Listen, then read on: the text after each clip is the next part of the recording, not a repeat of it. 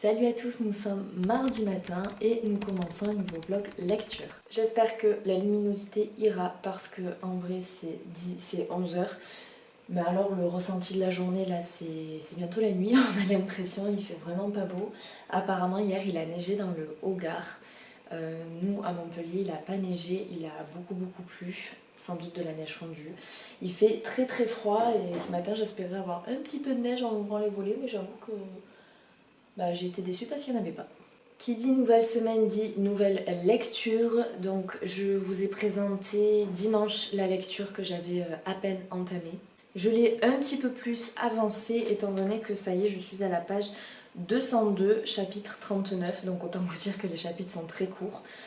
C'est un livre qui fait 650 pages je crois. Et donc il s'agit de Synopsis de Angelina Delcroix. Donc vous voyez, j'ai lu à peine ça. Il me reste encore tout ça à lire. Mais honnêtement, ça se lit trop bien. Bon, les pages sont très fines. Ce matin, j'ai lu 1 heure. Et franchement, si j'avais que ça à faire de ma journée, j'aurais lu toute la journée. Ce livre est vraiment addictif. Dans ce livre, nous allons suivre Mallory. Mallory qui est serveuse dans un restaurant à Lyon. C'est un travail qui est vraiment alimentaire pour la faire vivre parce qu'elle n'y prend aucun plaisir. En plus, elle a une patronne qui est détestable avec elle. Mallory a connu la rue étant donné qu'elle s'est faite renier par son père. Son père lui a coupé les droits. C'est quelqu'un qui est assez riche et en fait il a été très déçu de sa fille, il l'a renié, bref il voulait plus entendre parler d'elle, donc elle a vécu sous les ponts pendant un moment. Et un jour elle va recevoir un mail dans lequel il lui dit que si elle veut, elle peut participer à un jeu avec 5 autres participants, se glisser pendant un mois dans la peau d'un technicien scientifique et essayer donc de remporter 100 000 €. Elle, bien sûr, c'est l'appât du gain qu'elle voit et elle se dit pourquoi pas. Au début, elle prend ça pour une pub. Et puis, petit à petit, les mails se font de plus en plus insistants, de plus en plus étranges parce qu'il faut qu'elle en parle à personne. Il y a carrément une messagerie en fait instantanée qu'elle doit télécharger. Et pour s'inscrire, eh bien, elle doit résoudre tout un tas d'énigmes. C'est un petit peu comme un escape game en plein Lyon. Jusqu'au point de rendez-vous en fait où elle doit aller dans un bar tel soir à telle heure et le jeu commencera à partir de là. Au début Mallory trouve que les énigmes qu'elle doit résoudre sont très simples, donc elle est un peu déçue et puis alors elle quitte son travail du jour au lendemain, tout ça. Enfin je veux dire, elle a pas peur parce que alors moi franchement déjà je n'aurais jamais répondu à ce mail parce que c'est le genre de pub qu'on reçoit tous les jours pour essayer de gagner des sommes astronomiques. Mais elle se lance le défi, c'est quelqu'un qui est très curieuse. Je dirais pas qu'elle aime le danger, mais en gros, elle aime l'inconnu. Elle est très spontanée. Donc en gros, elle y va, elle fonce. Et donc le soir où elle se gare devant ce fameux bar, elle est obligée de boire un cocktail que lui offre le barman. Lorsqu'elle va se réveiller le lendemain matin, ça va être au pied du manoir.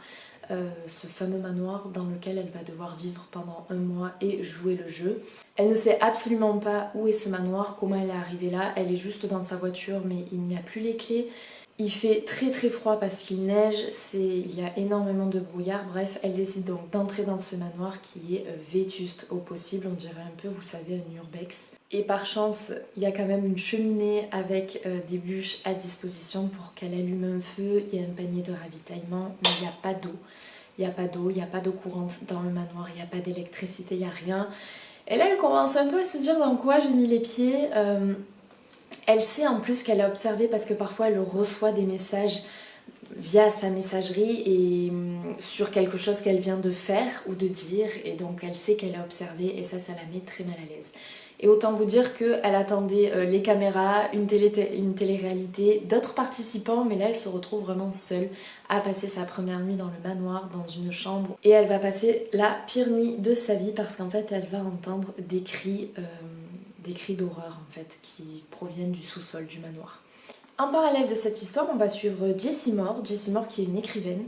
Elle a fini là d'écrire un livre apparemment qui est beaucoup attendu par le public, par ses lecteurs. C'est la suite d'un livre qu'elle a écrit, sauf qu'elle n'est absolument pas satisfaite. Il lui manque cette satisfaction, cet accomplissement un petit peu de se dire ok, je suis allée au bout de mon histoire, et donc elle appelle son éditrice en disant non, il faut que je revoie certains points, ça va pas, ça va faire un flop, il est trop attendu, il va y avoir trop d'exigences et compagnie. Et ce qui est très étrange, c'est que du coup Jessie se remémore comment elle en est arrivée à écrire ce livre-là. Et donc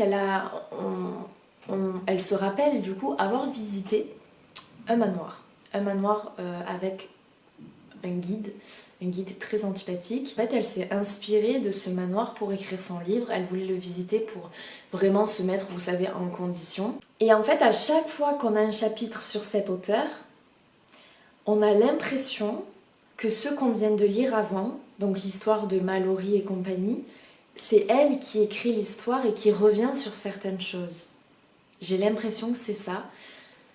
Peut-être que je me trompe, mais c'est vraiment très très étrange. Et ensuite, on a d'autres chapitres écrits en italique où là, on suit le maître du jeu. On est dans la tête du maître du jeu et donc qui observe Malory et qui va de ses déductions. Et voilà, du coup, c'est quand même assez riche comme histoire. De toute façon, il fait 600 pages, donc autant vous dire que c'est très dense, ça se met en place, on nous met vraiment le jeu en place, les règles du jeu, les personnages. L'ambiance aussi, il fait très très froid dans le manoir. Franchement, je suis à fond dans l'histoire. Mais vraiment, pour le moment, j'adore. Bon, je suis qu'à la page 200, mais quand même, quoi. Je trouve que j'avance plutôt vite. On veut pas le lâcher, les chapitres sont courts. Et le fait de changer des fois de personnage, on passe de Malory, on passe au maître du jeu, on passe à cette écrivaine, je trouve que ça dynamise énormément le récit et on a envie des fois de revenir sur un personnage parce qu'on est resté en stand-by sur quelque chose. En tout cas, pour le moment, j'aime beaucoup, ça annonce que du bon, j'espère, et je vous reparlerai du coup de ça dans la semaine. Voilà, sinon c'est tout pour ce matin. Je vais essayer dans cette semaine de vous prendre un peu plus que la semaine dernière. On verra bien ce que ça donne, je ne m'avance pas, mais je vais essayer. Et sur ce, je vous dis à plus tard.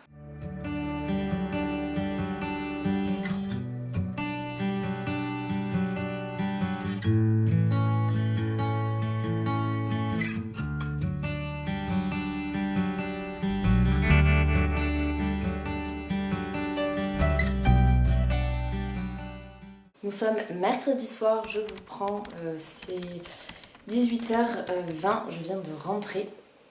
J'ai passé un petit peu l'après-midi après le travail en ville, j'ai dû aller à Audisson finir mes cadeaux de Noël.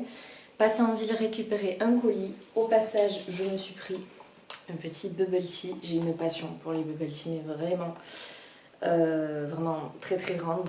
Et Listi, vraiment, je veux rien savoir, c'est le meilleur bubble tea de Montpellier. De toute façon, dès que dans un bubble tea, il ne propose pas de matcha et encore moins de billes de tapioca, pour moi c'est pas des vrais. Voilà. Donc à chaque fois, j'ai la chance d'habiter quasiment à côté, à chaque fois, enfin très souvent, je m'y arrête. Et là pour changer, j'en ai pris un chaud. Voilà, pour me réchauffer un petit peu. Je pense que d'ailleurs mon nez est un peu rouge parce que j'ai marché vite dans la rue pour pouvoir rentrer boire mon bubble tea.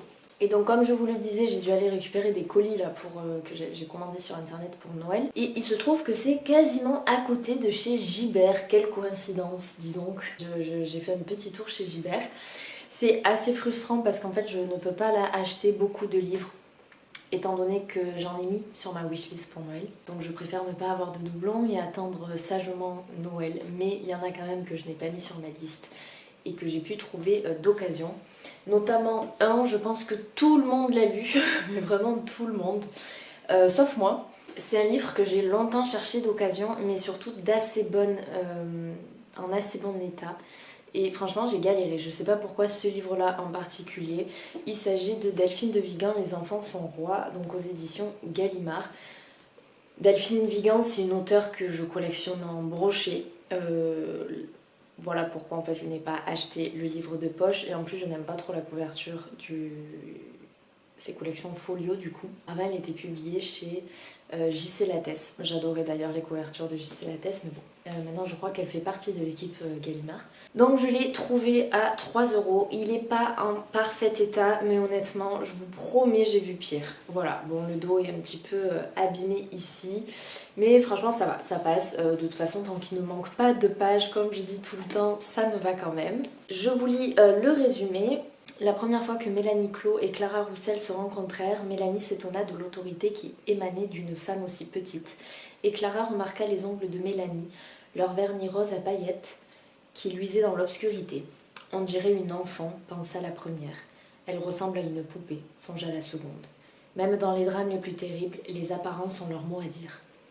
À travers l'histoire de deux femmes au destin contraire, Les Enfants sont rois explore les dérives d'une époque où l'on ne vit que pour être vu. Des années loft aux années 2030, marquées par le sacre des réseaux sociaux, Delphine de Vigan offre une plongée glaçante dans un monde où tout s'expose et se vend jusqu'au bonheur familial. Hâte de le découvrir parce que j'ai beaucoup entendu de bons retours, de bons avis. Il avait fait vraiment un franc succès lorsqu'il était sorti il y a maintenant 2 ans sans doute, je dirais. Delphine de Vigan, vous savez que c'est une de mes auteurs favorites. Voilà, j'aime beaucoup ce qu'elle propose, donc j'ai très très hâte de le découvrir. Ensuite, un livre que j'ai beaucoup vu passer sur les réseaux, j'avais même vu l'interview de l'auteur dans l'émission La Grande Braderie, non, n'importe quoi, c'est La Grande Librairie, rien à voir. Il s'agit de Cécile Coulon, Seule en sa demeure, publié aux éditions Iconoclaste. J'en avais entendu parler en bien et en moins bien, mais j'ai voulu me faire un avis sur cet auteur que je ne connais absolument pas, je ne l'ai jamais lu, il m'a coûté 3 €, je me suis dit pourquoi pas. Je crois qu'elle en avait sorti un autre de livre avec, vous savez, un lion dans une maison. Je me rappelle plus le nom, mais je crois que ça parlait de violence conjugale ou de violence familiale, un truc comme ça, il me semble. Si je dis pas de bêtises et si je ne confonds pas, peut-être que c'est écrit, non ? Une bête au paradis ? Je sais pas, je vais vérifier. Ok, je viens de vérifier, en fait c'est pas du tout, je pense que je me trompe d'auteur, de livre, de tout, parce que c'est absolument pas ça, mais si vous voyez le livre dont j'essaie de me souvenir, dites-le moi en commentaire s'il vous plaît, parce que j'avais hésité à l'acheter. La vraie vie, ou La vraie histoire je crois, ça s'appelle, La vraie vie. Attendez, on regarde. La vraie vie, livre. Oui, voilà, c'est La vraie vie, c'est de Adeline Dieudonné. Rien à voir. Rien à voir du tout. D'ailleurs, lui, j'aimerais bien le lire aussi, tu vois. Bref, tout ça pour dire que quand même Cécile Coulon a sorti un autre livre, et je me rappelle plus si c'est celui-ci ou l'autre où il y a eu de meilleurs avis. En tout cas, lui, j'ai trop envie de le découvrir. Je vais vous lire aussi le résumé. Le domaine Marchère lui apparaîtrait comme un paysage après la brune. Jamais elle n'aurait vu un lieu pareil, jamais elle n'aurait pensé y vivre. C'est un mariage arrangé, comme il en existe tant au XIXe siècle. À 18 ans, Aimée se plie au charme froid d'un riche propriétaire du Jura. Mais très vite, elle se heurte à ses silences et découvre avec effroi que sa première épouse est morte peu de temps après les noces. Tout devient menaçant, les murs hantés, les cris d'oiseaux la nuit, l'emprise d'Henria, la servante. Jusqu'au jour où apparaît Emmeline. Le domaine se transforme alors en un théâtre de non-dits, de désirs et de secrets enchâssés, car ici les âmes enterrent leurs fautes sous les feuilles et les branches, dans la terre et les ronces, et pour cela pour des siècles. Il me tente vraiment beaucoup. J'ai sauté sur l'occasion dès que je l'ai vu, je me suis dit allez, il faut que je mette ça à cet auteur parce que vraiment... je me rappelle plus lequel elle avait sorti. Elle a sorti Une bête au paradis, c'est son 8e roman en même temps, hein, donc bon... je vais pas tous les énumérer, mais bon, dites-moi si vous connaissez cette autrice ou pas, si vous connaissez certains de ses livres, si vous m'en conseillez d'autres aussi, et si vous l'avez lu. Voici mes 2 petits achats de chez Gibert. J'ai été très très raisonnable, mais croyez-moi, j'ai voulu acheter d'autres choses. Notamment, j'ai vu que je vous ai mis quelques images où en fait ils ont fait comme un peu un Santa Christmas. Ils ont impacté des livres et ils ont mis des mots-clés en fait sur le papier cadeau, et donc voilà, on en prend un au hasard ou alors on peut aussi l'offrir. J'ai longuement hésité à en prendre un. En fait j'hésitais avec 2. Il y en avait un, il y avait écrit famille, secret, bipolarité, et ça me faisait beaucoup penser à Delphine de Vigan, Rien ne s'oppose à la nuit. Donc j'ai pas voulu tenter le diable. Et il y en avait un autre, c'était thriller psychologique, manipulation. Et là j'ai un peu hésité, la dame m'a dit que ce n'était pas forcément des nouveautés qui étaient mis sur cette table. Donc j'ai pas voulu tenter le diable. Je sais pas trop parce que bon, si je me dis j'en ai un, enfin si je me retrouve avec le même, au pire je pourrais l'offrir ou autre, mais bon, tout le monde ne lit pas dans mon entourage.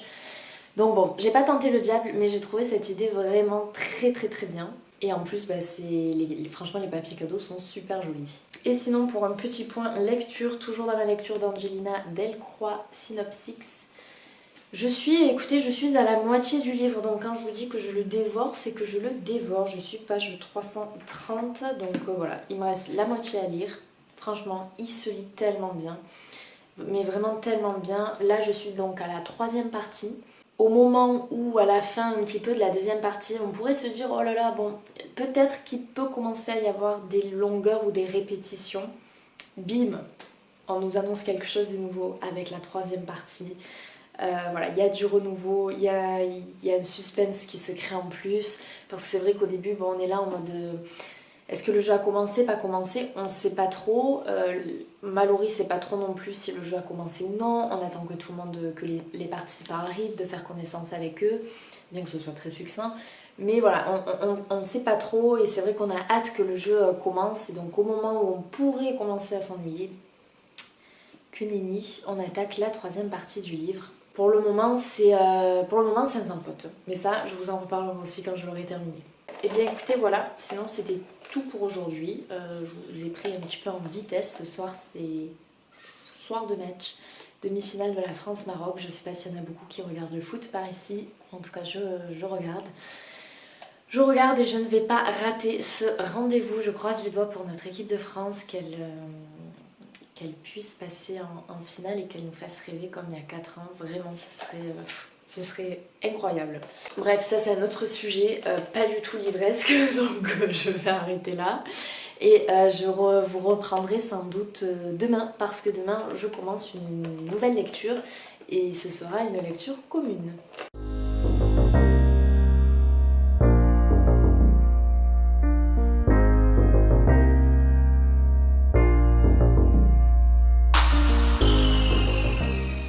Nous sommes samedi matin, je vous prépare d'aller au travail. Comme vous allez le deviner, nous avons un thème qui est le pull de Noël. Je trouve ça trop sympa, j'ai trop hâte de voir le pull que vont porter les autres, mes collègues. Et voilà, bon c'est très très kitsch, hein, très très kitsch, mais écoutez, c'est comme ça. De toute façon, tous les pulls de Noël, j'ai l'impression, sont très kitsch. C'est le premier, en fait je l'ai acheté hier chez Pull&Bear d'ailleurs. C'est plutôt un cardigan qu'un pull, vu que là il y a les boutons.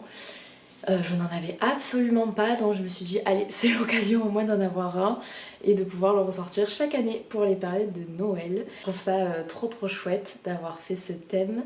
Et demain on sera aux couleurs de la France, vu que nous sommes en finale. Bon là ça va être tout vu parce que je porterai le maillot de l'équipe de France. Franchement il est kitsch mais je le trouve plutôt sympa, il est très agréable à porter aussi. Et il est large, j'aime trop de toute façon les habits larges. J'aime trop me sentir à l'aise et tout, donc non, franchement j'aime beaucoup. Bref, sinon j'ai terminé ma lecture de Synopsis jeudi de Angelina Delcroix. J'ai juste pas eu le temps de vous prendre pour vous en parler. Et je sais que pourtant j'ai envie d'en parler de ce livre. Alors je vous rappelle que c'est un huis clos, ça se passe dans un manoir reculé de tout, on ne sait même pas où il est. Bon, on se doute que c'est vers Lyon, vu que l'histoire se passe à Lyon. 6 personnes vont intégrer ce manoir. À tour de rôle on va dire et c'est des personnes qui ne se connaissent absolument pas mais ils sont là dans le même but. Pour un mois ils vont jouer à un jeu, celui de se mettre dans la peau de la police scientifique et résoudre un crime pour essayer de gagner 100 000 euros. Donc c'est un peu entre un escape game et un Cluedo, étant donné que les participants vont devoir résoudre des énigmes, essayer de trouver des codes pour avancer dans leurs enquêtes, pour essayer de déverrouiller des portes, avoir accès à des indices. Et donc ils vont recevoir des messages via leur messagerie instantanée, ils ont tous la même, c'est des messages qui s'auto-suppriment. S'auto-suppriment, ça se dit ? Ouais. S'autodétruisent dans un temps imparti. Soit ce sont des messages communs que le groupe reçoit, que les 6 participants reçoivent, soit ce sont des messages visés, personnalisés, et donc très souvent ils ne doivent en parler à personne, ils doivent tout faire pour ne pas se faire remarquer ou autre, auquel cas ils auront des pénalités. Pareil, ils ont chacun leur chambre, ils doivent y rester de 22h à 8h du matin, ils ne doivent pas sortir la nuit. Sinon, pareil, ils vont recevoir des pénalités. Je vous rappelle que dans le manoir, il n'y a pas d'électricité, il n'y a pas d'eau courante. Ils sont juste munis d'un... Comment on appelle ça ? D'un groupe électrogène, je crois, qui marche à essence, enfin un truc comme ça, pour recharger quand même leur téléphone et compagnie le soir dans leur chambre où il y a également des cheminées. Mais voilà, c'est très limité, ils sont très rationnés, même en nourriture. Et donc là, toute l'histoire en fait va se passer à la lueur de leur portable, de lampes torches, du feu de la cheminée. Donc ça met déjà une ambiance très particulière et en plus de ça il fait très froid. Parce que dehors c'est vraiment un froid polaire. Il neige, il y a des tempêtes, il y a un brouillard à couper au couteau. À l'intérieur il fait pas plus chaud. Et ça rajoute un plus dans l'histoire, vraiment j'ai adoré. En plus c'est quand même de saison. Mais très vite les joueurs vont se rendre compte qu'ils ont été un petit peu pris au piège et que ce jeu n'est pas réellement un jeu. Au début, ils ont un petit peu de mal à savoir quand est-ce que le jeu commence ou est-ce que le jeu a commencé ou pas. Ils ont du mal à faire la différence entre la réalité et la fiction. Et petit à petit, ils vont ouvrir les yeux et ils vont se sentir très très piégés. Ils vont le comprendre. Malheureusement, ils sont vraiment piégés et par le jeu et par leur environnement. Ils ne peuvent pas quitter le manoir.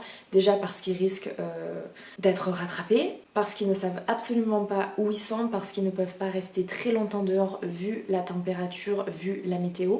Et ce qui est intéressant, c'est de savoir aussi jusqu'où ils vont aller par l'appât du gain. Et même s'ils savent que ce n'est plus un jeu, ils doivent continuer coûte que coûte. Bien entendu, on se pose la question de savoir qui est ce maître du jeu. Est-ce qu'il est seul? Est-ce qu'il y a plusieurs personnes? Pourquoi ces personnes ont été contactées pour participer à ce jeu? Est-ce que le coupable, le metteur en scène de tout ça, fait partie des 6 participants? Donc ça rend le climat très très très anxiogène pendant la lecture parce qu'on va commencer à se méfier de tous les participants. On va faire comme Mallory, notre personnage principal, qui va devenir un peu parano, se méfier de tout le monde. En plus, ce sont 6 personnes qui sont tellement différentes les unes des autres. Et l'auteur joue bien sur la psychologie des personnages aussi. C'est un livre qui est très captivant, qui est très anxiogène. Je vous rappelle qu'il fait 640 pages. À aucun moment dans ma lecture, j'ai ressenti de longueur, de répétition. Je ne me suis absolument pas ennuyée et il faut quand même le faire pour que l'on reste captivé dans notre lecture. C'est quand même fort de la part de l'auteur. C'est très bien ficelé, c'est très bien mené, très bien construit. Il y a des rebondissements, le dénouement excellent. Et ensuite on va avoir des rebondissements un petit peu. À la fin du livre on va en avoir plusieurs. En fait on n'est jamais au bout de nos surprises dans cette lecture. Le dernier rebondissement, je vous l'accorde, je me suis dit bon ça commence à faire un peu beaucoup quand même. Hein. Heureusement que c'était le dernier parce que sinon je commençais à trouver ça de plus en plus gros. Bien que j'ai quand même pensé à ce rebondissement-là durant ma lecture. Il se justifie, ça c'est sûr. Voilà, je me suis dit, bon, heureusement que ça s'arrête là, parce que sinon ça commence à faire un peu beaucoup quand même. Et à force d'avoir des rebondissements, on n'a plus le même effet non plus, on n'a plus l'effet escompté de surprise. La fin m'a quand même laissé un petit peu, le dernier paragraphe me titille légèrement, et je pense que c'est pour ça que j'essaie que des fois je repense un petit peu à ce livre là durant ces 2 derniers jours. Je sais pas comment l'interpréter. Je reste un peu sur ma faim. Alors si vous l'avez lu, si vous vous en rappelez, n'hésitez pas à me dire, vous, ce que vous en avez pensé, comment vous interprétez ce dernier paragraphe, parce que je vous jure, soit c'est moi qui suis devenue parano durant cette lecture, soit je sais pas. En plus je peux pas trop vous en parler là, parce que ce serait quand même spoilé, mais voilà, si vous l'avez lu, n'hésitez pas à me dire. Ouais, parce que là j'ai besoin de réponses. En tout cas, très très belle découverte, vraiment je vous le conseille. C'est pas une grosse pépite, mais pour moi c'est une petite pépite. Ça faisait longtemps que je n'avais pas été happée à ce point par un thriller, c'est-à-dire que je pouvais descendre 150 pages d'un coup. J'avais envie que ça se termine, mais pas trop non plus quand même, pour faire durer le suspense. Donc pour tous ceux qui aiment les huis clos, les escape games, et les styles de Cluedo, je vous le conseille fortement. Moi je vous jure, je voulais pas que l'histoire s'arrête. D'un côté oui, parce que je voulais avoir le fin mot de cette histoire, mais j'étais trop bien dans cette ambiance qui est quand même sordide, hein, on va pas se mentir.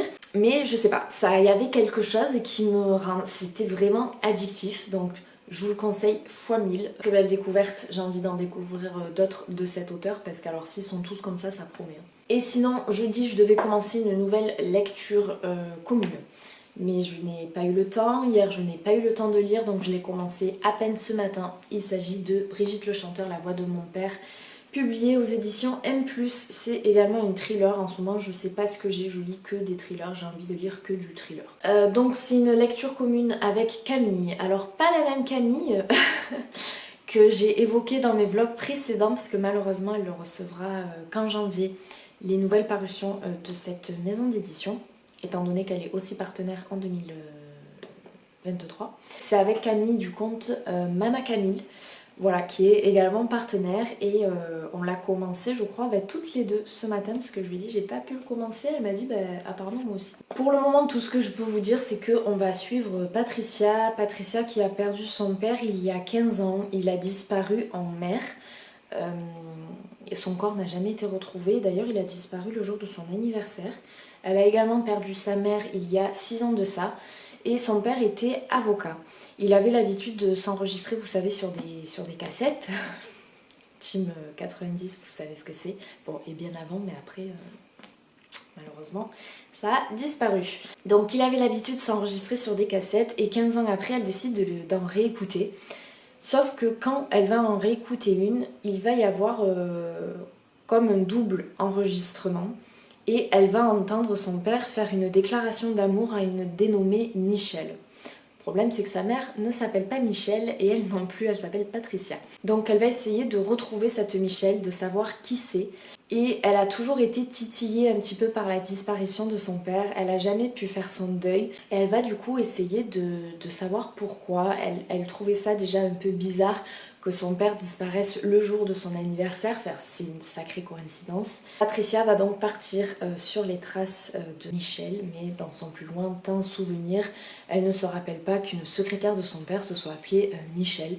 Donc elle va aller questionner une proche amie de son père, qui va lui faire des révélations qu'elle ne voulait peut-être pas savoir d'ailleurs, Patricia, et qui va la mettre un petit peu mal.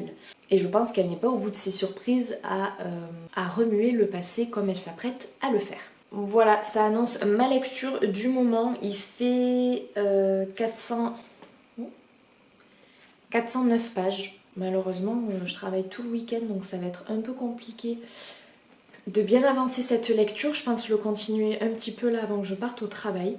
Et puis voilà, je vous en reparlerai dans le week-end.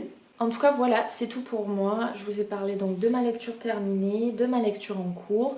J'avoue que j'ai un petit peu d'attente du coup sur ma lecture en cours, étant donné que j'ai beaucoup aimé La porte d'abandon de Mathieu Bertrand. Mathieu Bertrand, c'est bien ça. Thriller que j'ai vraiment adoré. En ce moment, je fais de bonnes lectures, c'est trop cool, je suis trop contente. Et je vous ai pas dit, mais je vais aussi vous parler de la lecture, quand même, de Seul un monstre. Il était temps, non? Qu'est-ce que vous en pensez? Je vous en parle pas maintenant, hein, mais je vais vous en parler sans doute pour la clôture de ce vlog. Je pense le faire demain. Le problème, c'est que demain, je travaille.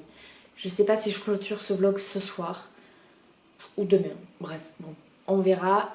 Il sortira sans doute lundi, hein, comme d'hab, de toute façon. Enfin là, quand je travaille le dimanche, je l'ai fait sortir le lundi. Le dimanche, je peux pas du coup. Donc bref, à voir tout ça. En tout cas, mon pull de Noël et moi, on va aller au travail.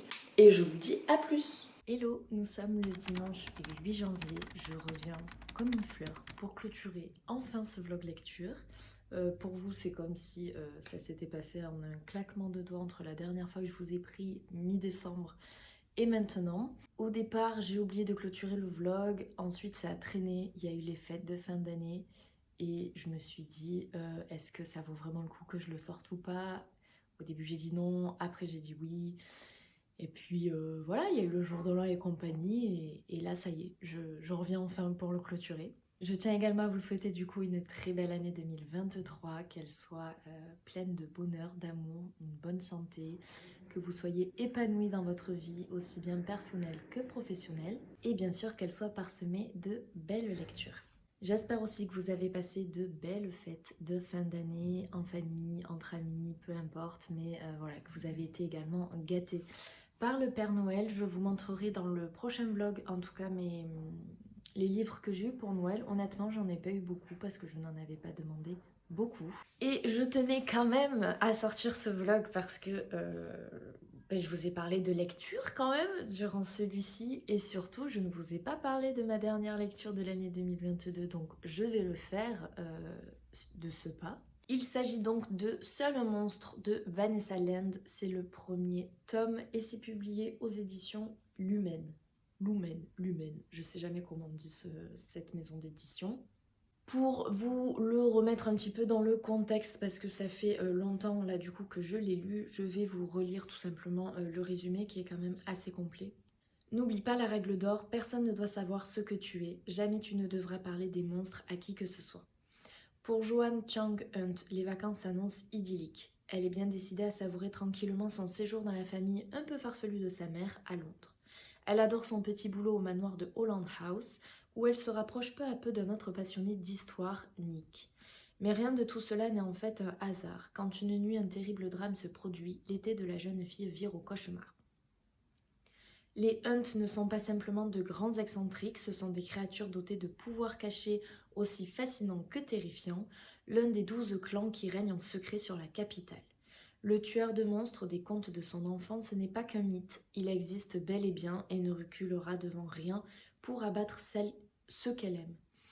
Pire encore, c'est Nick, le garçon auquel elle a commencé à s'attacher.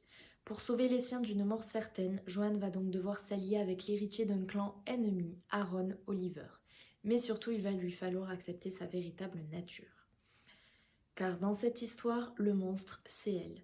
Monde magique dissimulé au milieu du nôtre, voyage dans le temps, famille rivale au pouvoir insoupçonné et âme sœur contrainte de s'affronter, ce premier tome d'une trilogie fantastique menée de main de maître ne vous laissera pas un instant de répit. Voici donc pour le résumé qui est assez complet parce que c'est quand même un beau bébé et dans ce livre il se passe beaucoup de choses qui sont parfois dures à réexpliquer, j'ai l'impression, sans trop en dire. Donc vous l'avez compris, en tout cas dans ce livre on ne suit pas comme personnage principal un héros, quelqu'un de bien entre guillemets, on suit des monstres, Aaron et Joanne, donc qui sont des clans ennemis. Il y a 12 familles en tout. Chaque famille a un pouvoir, celui des Hunt, donc de Joanne, et de dissimuler, ainsi que de la famille, de sa famille en fait côté mère. C'est de dissimuler. Très souvent en fait ils sont considérés comme des voleurs. Parce que Joanne en fait est mi-humaine, mi-monstre, étant donné que son père, lui, était humain. Sa mère, elle, est morte et c'était donc un monstre. Et du coup, elle va s'allier donc à Aaron Oliver, famille qui déteste les Oliver et les Hunt se détestent. Et les Oliver, eux, ont la capacité de voir. C'est-à-dire qu'en regardant dans les yeux, ils peuvent savoir à quel clan tu appartiens, si tu es un humain, un monstre, mi-humain, mi-monstre, bref, ils voient tout. Et ils ont vraiment pas le choix de devoir s'allier, de devoir partir dans une aventure tous les deux et d'essayer de se faire confiance, bien qu'ils se sauvent la vie plusieurs fois mutuellement, donc ils ont des dettes à se rendre et compagnie. Et Aaron est quelqu'un de très méprisant. C'est deux personnes qui s'opposent. En plus, Joanne, elle vient d'apprendre que c'est un monstre. Elle ne connaît pas son pouvoir parce que avant de mourir, sa grand-mère lui dit que elle a un pouvoir qui est différent d'elle, de ses cousines et compagnie, et qu'elle va devoir l'apprendre en fait, le découvrir en tout cas par elle-même et le maîtriser, et que elle seule peut mettre fin à cette tuerie, peut mettre fin à la destinée du héros Nick. J'ai quand même bien aimé ce roman, bien que je ne m'attendais pas vraiment à ça, parce qu'en fait finalement ils sont considérés comme des monstres parce qu'ils volent du temps aux humains. En fait, ils placent leurs deux doigts derrière la nuque d'une personne. Ils vont penser à leur destination de voyage, que ce soit dans le passé par exemple. Mais par exemple, s'ils veulent reculer d'une année, 2 siècles, bref. Et ça va prélever du coup à un humain des secondes, des minutes, des jours, des années sur sa vie. Et donc ils vont raccourcir la vie de certains humains. Et en soi, c'est pour ça qu'ils sont considérés comme monstres. Un petit peu déçue peut-être parce que je m'attendais à vraiment lire un récit avec de véritables monstres, vous voyez. Là finalement, à part ça, ils n'ont pas de particularité physique, ce sont pas des vrais méchants dans le fond. Du coup c'est un peu bizarre parce que durant mon récit, ma lecture, je les ai pas considérés comme en fait des monstres à part entière. Et en plus, Aaron et Joanne vont essayer de réparer le désastre qui s'est passé dans ce manoir là une nuit. Ils vont essayer de remonter le temps, de changer le cours du temps, bien que ce soit impossible, mais ils ont quand même détecté une faille. C'était assez perturbant au niveau par rapport à ça en fait. Et finalement c'est Nick, le héros, que moi j'ai perçu un peu comme le méchant parce qu'il veut tuer tous les monstres, il veut tuer Joanne, il veut tuer Aaron, bref il veut tous les tuer. Alors qu'on s'attache à ces personnages là parce que c'est eux qu'on suit. Voilà, assez perturbant mais je me dis que c'est que le premier tome, que le deuxième là sort en février, alors pas traduit en français, mais il sort en février. Il s'appelle Never a Hero. Je vais le lire, hein, ça y a pas de souci, mais c'est vrai que j'ai peut-être pas apprécié autant que j'aurais voulu. Pourquoi? Parce que déjà à la fin tout va très vite, que parfois j'ai eu du mal à comprendre leur voyage dans le temps, j'ai eu du mal à comprendre les personnes qui régissent tous ces monstres-là et qui sont, on va dire, dans le ciel presque, j'ai envie de dire, dans le royaume. Des fois, j'ai eu un petit peu de mal à visualiser les choses, ou du moins à les comprendre. C'était pas assez, certaines choses n'étaient pas assez approfondies. En revanche, c'est vrai que j'avais parfois envie de secouer Joanne parce que, alors oui, certes, elle a vécu un traumatisme durant cette nuit dans le manoir de Holland House, certes. Certes, elle doit s'allier à son ennemi juré, alors qu'elle ne les connaissait pas du tout. Elle doit elle doit accepter le fait que sa famille lui ait menti parce qu'ils ne lui ont jamais dit que c'était un monstre. Elle rumine à chaque fois les paroles de sa grand-mère concernant son pouvoir qui est différent, que c'est elle qui est la clé pour réussir à sauver ce désastre-là. Elle se morfond, quoi. Clairement, au début, elle se morfond et ça un peu durant tout le livre et elle ressasse toujours les mêmes choses qui se sont passées mais que nous, lecteurs, on a vécu aussi. Donc, des fois, moi, j'avais un peu envie de la secouer en mode, oh, sois forte, quoi. Genre, vraiment, là, faut y aller. Tout le monde compte sur toi. T'as pas le choix que d'avancer. Et je conçois qu'elle soit triste et compagnie, que ça fait un choc. Elle apprend des choses enfin voilà, des révélations inattendues, tout ça. Du coup, elle repense à certaines choses du passé dans sa famille où elle sentait bien qu'il y avait. Des fois, les conversations se taisaient quand elle rentrait dans une pièce ou autre, mais ça, tout au long de l'histoire, c'était un peu chiant, quoi. Franchement, je vous le dis clairement, voilà, c'était chiant. Et en plus, le fait qu'elle soit amoureuse de Nick, moi, ça n'a pas du tout arrangé les choses parce que je suis de la team Aaron, voilà. Je trouve leur histoire un petit peu plus belle, entre guillemets, même si au début ils ne se supportent pas, mais après ils apprennent à se faire confiance et on sent qu'il y a quand même un petit quelque chose, vous voyez. Mais à chaque fois qu'elle revoit Nick, bim, elle nous dit oui, bah, je suis amoureuse, je suis amoureuse, je suis amoureuse, quoi. Non, moi je suis team Aaron, les gars, vraiment. Et si vous l'avez lu, dites-moi quel team vous êtes. Donc j'ai espoir que dans les prochains tomes, ça change. On ne sait jamais, ça peut changer. Mais vous savez, il y a ce truc un petit peu enemies to lovers où en fait ils peuvent pas se blairer, Aaron et Joanne. Et pour moi, je pensais que peut-être au fil du temps, ils allaient tomber amoureux l'un de l'autre, quoi. Mais on verra bien. Dans le second tome, je lui laisse sa chance. Voilà, j'espère que le second tome sera peut-être un peu plus rythmé et que du coup leur univers je sois bien imprégnée de leur univers aussi. J'ai tout de même hâte de lire le tome 2 parce que il y a certaines choses qui se règlent dans ce premier tome, d'autres qui sont laissées en suspens et on se doute bien qu'on va retrouver ça donc dans le prochain tome. J'ai quand même hâte de le lire, je sais pas si je vais me ruer dessus à sa sortie. J'espère que je vais être un petit peu plus convaincue par le prochain tome que celui-ci. Voilà, des fois j'ai trouvé qu'il y avait quand même des longueurs. Dans le livre, je vous l'avais déjà dit aussi, j'ai ressenti qu'il y avait... Enfin, les chapitres sont beaucoup trop longs, quoi. Mais par rapport aussi au pouvoir de Joanne, je suis un peu déçue. Je m'attendais pas à ça. J'espère que ce n'est que le début de son pouvoir, qu'on va comprendre pourquoi elle est différente par rapport à sa famille. Parce que vraiment, la fin m'a vraiment un petit peu déçue. Je vais pas le dire, je m'attendais pas à ça. J'étais en mode, ah ok, genre, il suffisait de ça. Donc, c'est quand même une lecture un petit peu en dents de scie. Voilà, donc c'est pour ça. Je laisse la chance au deuxième tome quand il sortira en français. J'espère qu'il sortira en français d'ailleurs. Et puis on verra bien. Voilà sinon concernant ma dernière lecture de 2022. Sur ce, je vais donc clôturer le vlog et on va se retrouver donc la semaine prochaine pour un nouveau vlog lecture et le premier de 2023. Sur ce, je vous dis portez-vous bien et à la prochaine.